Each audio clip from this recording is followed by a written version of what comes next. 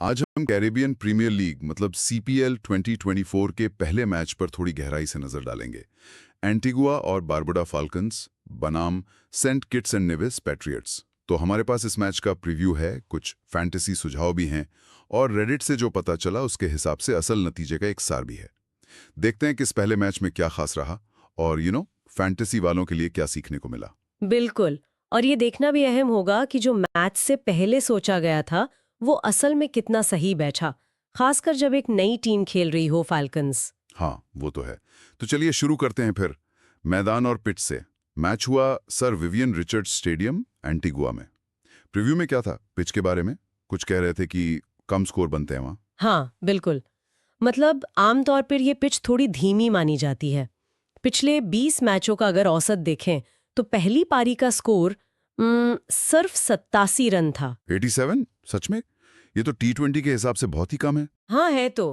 और ये भी था कि यहाँ लक्ष्य का पीछा करना मतलब चेज करना ज्यादा आसान रहता है। मौसम भी गर्म और ह्यूमिडिटी वाला था।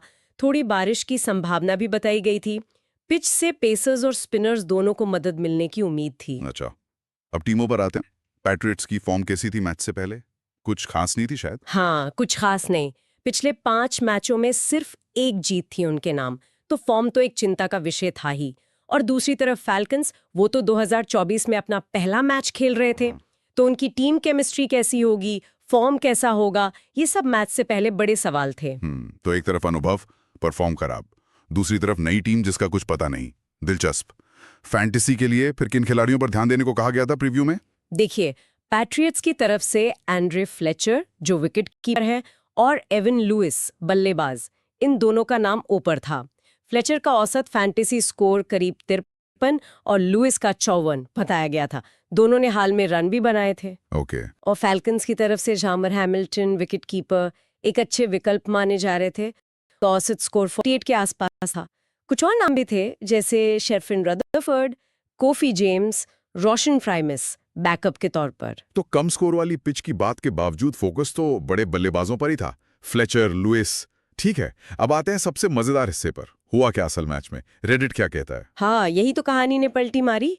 रेडिट थ्रेड के हिसाब से फैल्कन्स ने पहले बैटिंग की और बना दिए 163 रन 4 विकेट पर। हैं? 163? कहाँ 87 का औसत और कहाँ 163? पिच अलग थी क्या उस दिन, या फैल्कन्स ने गजब कर दिया? शायद दोनों बातें। हो सकता है पिच उम्मीद से बेहतर खेली हो, या फिर नई टीम ने आते ही धमाका कर दिया। कहानी अभी बाकी है। पैट्रियट्स ने इस टारगेट का पीछा किया और 164 रन बना दिए 9 विकेट खोकर। जीता आखिरी गेंद सिर्फ 1 विकेट से। अरे बाप रे, आखिरी गेंद पर वो भी 9 विकेट गिरने के बाद। क्या बात है, मतलब मुकाबला एकदम कांटे का हुआ। तो वो जो चेज फ्रेंडली वाली बात थी मैदान की, वो तो सही निकली, भले स्कोर उम्मीद से कहीं ज्यादा बन गया। हाँ बिल्कुल। तो कुल मिलाकर देखें तो एकदम करीबी रोमांचक मैच हुआ और जीता वही जिसने लक्ष्य का पीछा किया। स्कोर ज्यादा बना लेकिन मैदान का मिजाज वैसा ही रहा। तो ये नतीजा दिखाता है कि प्री मैच विश्लेषण एक गाइड जरूर है, पर टी20 में, खासकर सीपीएल में, मैच वाले दिन कुछ भी हो सकता है। सही कहा। फ्लेचर और लुइस जैसे अनुभवी खिलाड़ियों का महत्व भी समझ आता है। दबाव में रन बनाना जरूरी था। और नई टीम फैल्कन्स ने भी दिखा दिया कि वो यहाँ सिर्फ खेलने नहीं आए हैं।